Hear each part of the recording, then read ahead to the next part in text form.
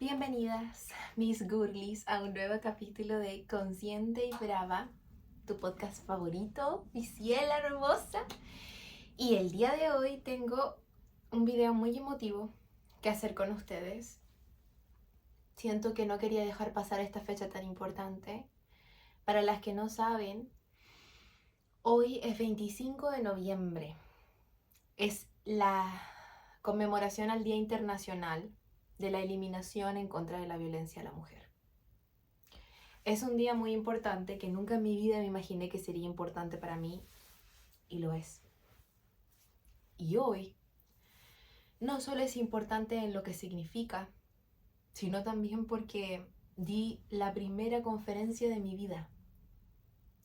Y una de las cosas que tengo en mi vision board es comenzar a dar conferencias. Es muy importante para mí este día, en todos los sentidos de la palabra. Hace aproximadamente 2 meses atrás me contactaron a ver si quería dar una conferencia explicando mi experiencia con la situación de violencia que he vivido durante estos años. Automáticamente dije que sí. Uno de mis dones es comunicar. No lo dudé. Me encanta y sano comunicando. Y al mismo tiempo, no dimensioné lo difícil que sería. No tenía nada que planear. Mi historia es completamente real, así que está marcada como fuego vivo en mi memoria. Hace 2 días atrás comencé a planear realmente cuáles serían mis puntos, bases para seguir un esquema y poder cumplir los 20 minutos que me pedían. Y ahí me di cuenta, ¿estás segura que quieres realmente hablar esto frente a todas esas personas? Me pregunté a mí misma. Y estuve a punto de decir que no. Pero a punto, les digo, de verdad, siendo muy sincera. No dije que no porque esto está en mi vision board.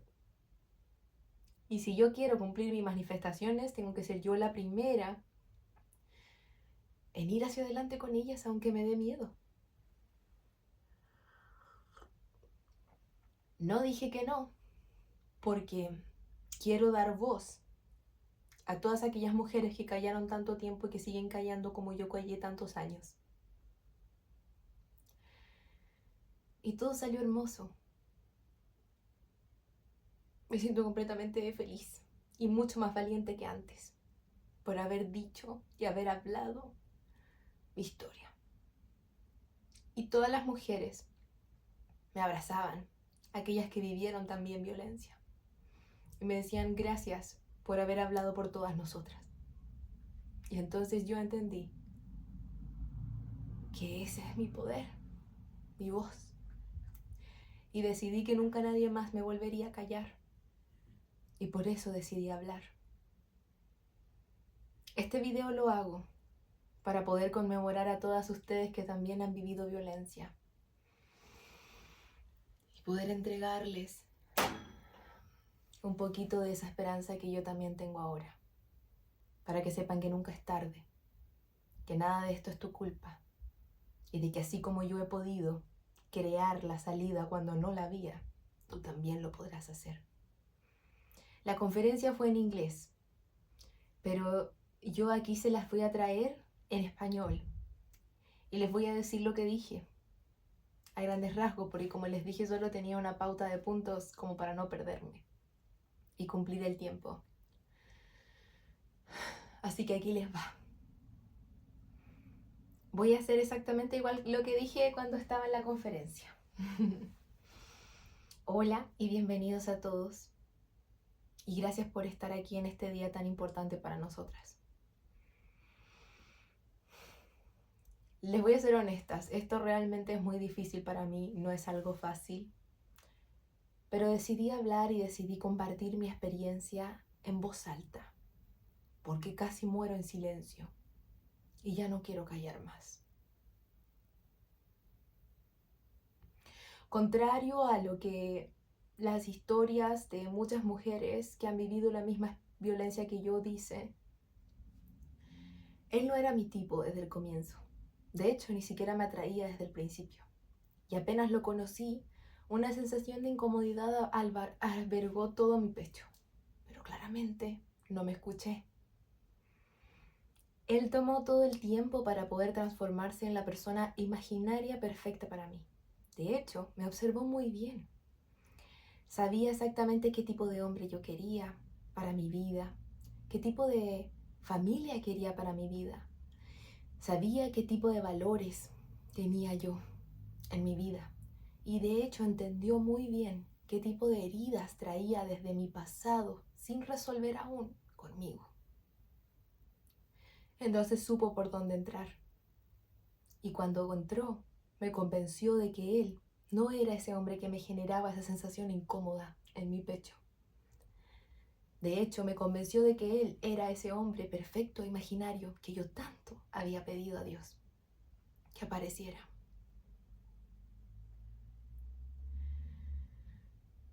Todo avanzó muy rápido. Y en menos de 7 meses yo ya estaba comprometida, viviendo con él, embarazada, y había dejado atrás todos los ideales de vida que yo tenía para mí. Los había olvidado. Ya estaba aislada del mundo.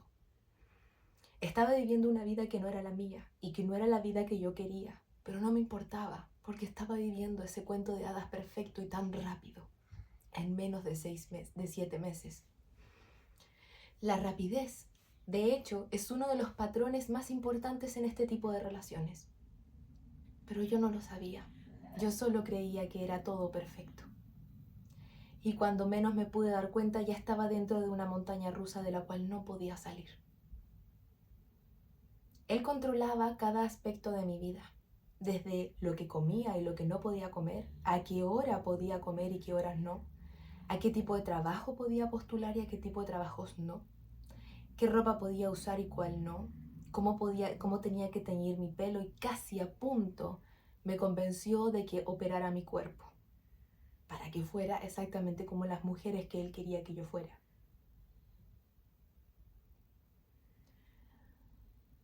Es como si una persona se metiera en tu cerebro y violara esa capacidad de privacidad de tu cerebro y desde ahí, sentado, moviera cables y manipulara cada una de las partes de tu cerebro.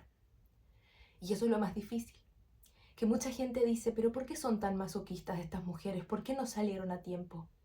Y es que ¿cómo vas a salir a tiempo de una relación en donde apenas te empiezas a dar cuenta que hay algo que no está bien? Entonces ellos te vuelven a mostrar la parte imaginaria perfecta. Para que lo entiendas mejor, quiero que comprendas que este tipo de hombres genera en tu mentalidad una sensación muy extraña de creer realmente que ellos no son una sola persona. Tu cerebro empieza a pensar de que ellos son dos personas diferentes. Una es este hombre que te genera esa extrema incomodidad, dolor, y al cual no puedes reconocer porque no entiendes qué es lo que está pasando. Esa es su verdadera cara. Y la otra es el hombre imaginario perfecto. Nunca sabes cuál se va a levantar en la mañana y siempre tienes que estar preparada porque nunca sabes con quién te vas a despertar al día siguiente. Cuando comienzas a darte cuenta de que la manera en la que te está tratando no es la mejor manera posible, aparece mágicamente el hombre perfecto y luego lo olvidas. Si tienes suerte puede aparecer por hasta 2 semanas, quizás más. Luego vuelve a aparecer el real. Y así, cada vez entre intervalos más cortos, logras perder el afán de querer escapar, porque te vuelves adicta a ese hombre perfecto que viene y se va. Y realmente lo quieres contigo y no lo quieres perder más. La mujer que yo era antes de él era una mujer independiente, autónoma, había recién terminado su carrera universitaria. Era una mujer que solo quería viajar con sus amigas. Aún no tenía pensado formar familia, tenía solo 25 años en ese momento, 24. Recién iba a cumplir 25. Y él, sin darme cuenta, me transformó en una mujer completamente diferente. Me transformó en una mujer dependiente. Me transformó en una mujer que realmente creía que era tonta, que era estúpida. Porque él se molestaba muchísimo que yo era la única persona dentro de la relación que tenía un título universitario. Y entonces se empecinó en hacerme entender que no era lo suficientemente capaz, que no era lo suficientemente inteligente, que de hecho era bastante ignorante y bastante tonta. Y al mismo tiempo se empecinó en hacerme creer que yo era muy niña, era muy infantil por el solo hecho de ser feliz. Se empecinó en hacerme creer que necesitaba a alguien mayor que yo, o sea, él, aun a pesar de que él era 2 años menor que yo. Y entonces terminé siendo una persona que necesitaba a ese hombre para todo, que necesitaba a ese hombre que tomara de mi mano, aun cuando nunca antes necesité a nadie. Un plan perfecto si lo piensas, porque desde esas relaciones no puedes salir. Nunca vas a salir si crees que lo necesitas para vivir.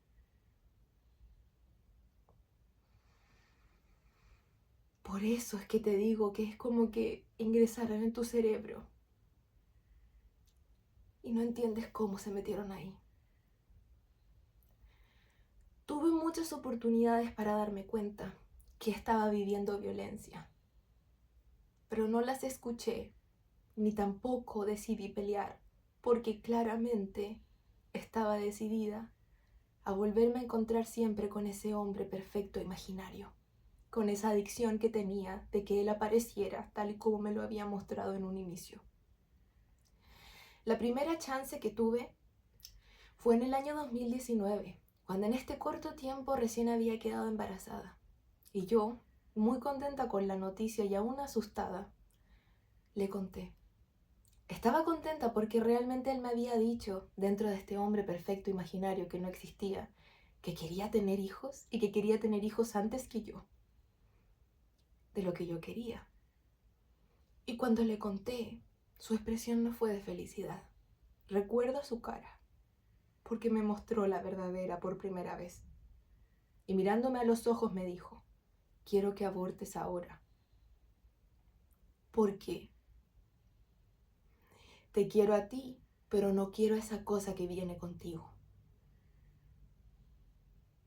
La primera decisión que tomé en esa relación solo por mí fue no abortar. Fue seguir adelante a pesar de la negativa. Y esa cosa ahora tiene 4 años.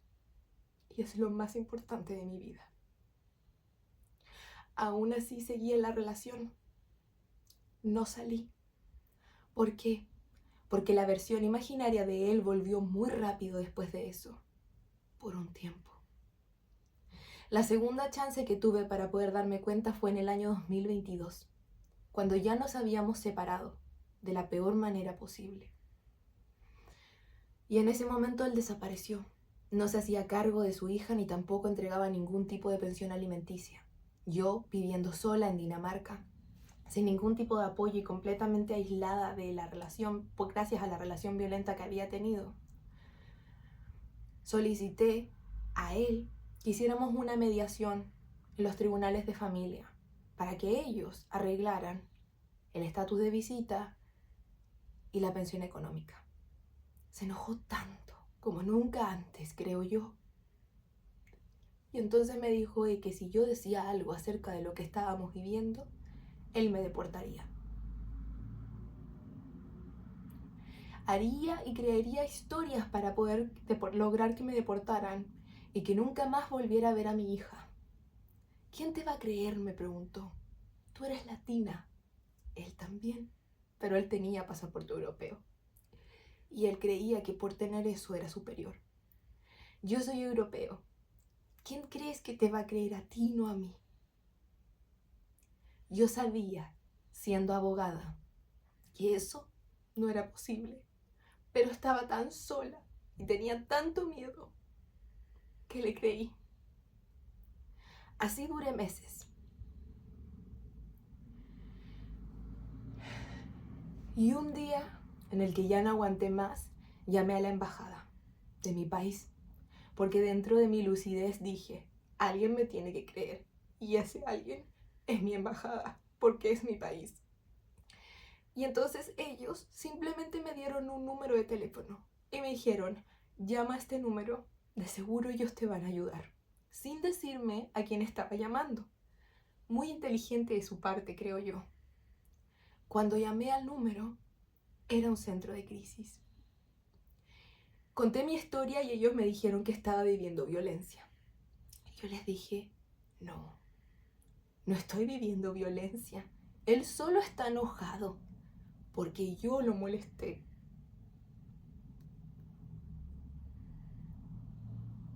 Me pidieron que fuera a una reunión con mi hija y les dije que no. Porque yo ya vivía en mi departamento y no necesitaba irme a ningún lado. Entonces corté el teléfono y decidí no molestarlo más, ni con las visitas, ni con la pensión alimenticia. Decidí no pelear. Decidí no creer. Decidí no ver la realidad. Él intentó de nuevo ingresar a mi vida. Intentó de nuevo que pareciera ese hombre perfecto. A veces llegaba con flores y con cosas listas para la cena, haciendo como que éramos una familia feliz, porque sabía que por ahí era mi lado débil, porque ese era el gran dolor de nuestra separación para mí, el haber perdido a mi familia perfecta de 3. La tercera chance que tuve para darme cuenta fue en el año 2023, cuando en medio de todo este descontento de que él estaba intentando ingresar de nuevo, la confusión de que no sabía qué podía hacer, si es que quedar o no con él, comenzar o no, decidí viajar de vacaciones a mi país. Entonces, le pedí si podíamos hacer un permiso legal de autorización para poder viajar a mi país con mi hija. Y él me dijo que sí, que no me preocupara, que lo viéramos con tiempo. Mi viaje estaba preparado para 3 meses. Y entonces él me dio un permiso ante la embajada, un permiso y una autorización legal por 6 meses. Me dijo, no te preocupes, solo anda. Cuando llegué a Chile, todo iba normal, hasta que, estando allá y lejos de él, comencé a hablar. Poco a poquito, migaja tras migaja, hablaba y decía lo que estaba viviendo en Dinamarca. Y entonces mi familia, con la boca abierta, me miró y me dijo, ¿por qué no nos habías contado todo esto antes? Eso no está bien. Nada de lo que viviste está bien. Mis amigas hicieron exactamente el mismo trabajo que mi familia. Y casi entre todos me forzaron un poco más a tener sesiones psicológicas con un psicólogo experto en violencia en la pareja. Y él me diagnosticó con estrés postraumático por la violencia que había vivido. Ya no había manera de decir que no era verdad. Aún así, yo sentía que lo amaba más que nunca, que toda nuestra separación había sido mi culpa, porque esa niña necesitaba caminar de su manito para poder funcionar, por todo lo que él había implantado dentro de mi cabeza. Aún así decidí cortar la comunicación por completo y bloqueé su número de WhatsApp y dejé la vía abierta para que él pudiera conversar a través de mi mamá con su hija, porque su derecho no se puede negar y son 2 cosas diferentes. Pero él no quería hablar con su hija. Él lo que quería era tenerme y controlarme. Se molestó tanto, justamente por eso, que sin mentirte, a la semana siguiente, mucho menos de la semana siguiente, me llegó una denuncia de secuestro de mi propia hija. Recuerdo esa sensación ilógica de qué es lo que está pasando. Esto no tiene sentido, no tiene ni pies ni cabeza. Y entonces lo desbloqueé y le pregunté, ¿qué pasa? Tú sabes que tengo mis cosas en Dinamarca. Tú sabes que voy a volver. Tú sabes que vine solo con una maleta para 3 meses. Y me dice, ¿ves lo que me haces hacer? Te puse una demanda y ahora me hablas. Mira lo que tengo que hacer para que me hables. Es tu culpa. Si me desbloqueas y sigues hablando conmigo como siempre, entonces voy a bajar la demanda. Lo volví a bloquear de nuevo y no lo desbloqueé más. Esa fue la primera vez que decidí luchar. Recuerdo la sensación de haber estado tan perdida, tan encerrada, no tenía salida. Y aún así, creé la salida. La cuarta y última chance que tuve de salir fue en el año 2024, a principios de este año 2024, cuando por orden legal, cuando por producto de la mediación y negociación que hicimos, tuve que volver a Dinamarca. Y cuando volví, él retuvo a mi hija sin decirme dónde estaba, ni cómo estaba, solo porque se molestó porque yo no viviría junto con él. Gracias a los abogados pude recuperarla luego de casi 5 días. Y entonces ahí ingresé rápidamente al centro de crisis donde vivo hoy en día. Y desde ahí no he parado de luchar. Y sí he tenido miedo. Y sí me he encontrado encerrada. Pero no estoy sola. Por primera vez en mi vida no estoy sola. Y aún sigo creando las salidas imaginarias que no existen solo para sacarme a mí y sacar a mi hija. Y aún sigo luchando por mí y por mi hija. Y estoy muy orgullosa por mí y por la decisión que tomé de pelear, de luchar, y no me arrepiento de haberla tomado. Para nada. Y estoy orgullosa por cada una de las mujeres que viven acá y yo veo sus avances. Y estoy orgullosa de hecho también de todas esas mujeres que viven la misma historia que yo viví en silencio, en el mismo silencio que yo tuve. Porque sé que están juntando las fuerzas para poder luchar. Y cuando lo hagan, les prometo que no se van a arrepentir.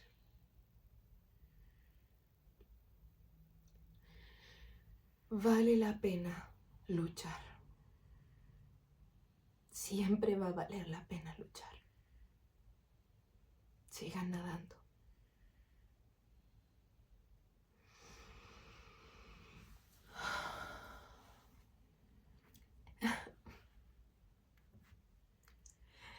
Esa fue la conferencia que di hoy. Y estoy muy agradecida por tener el valor de hablar por todas nosotras. Yo sé que a más de alguna persona aquí esta historia les va a llegar y calar muy profundo, porque todos son el mismo patrón, todos.